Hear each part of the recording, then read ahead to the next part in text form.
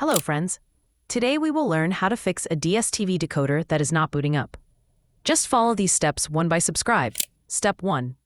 First, check the power cable and plug. Sometimes a loose connection or faulty socket causes the issue. Try plugging the decoder into a different socket. Step 2. Switch off the decoder for 10 seconds, then turn it back on. This is called power cycling and often fixes the problem. Step 3. If it still doesn't boot, the adapter or power unit might be faulty.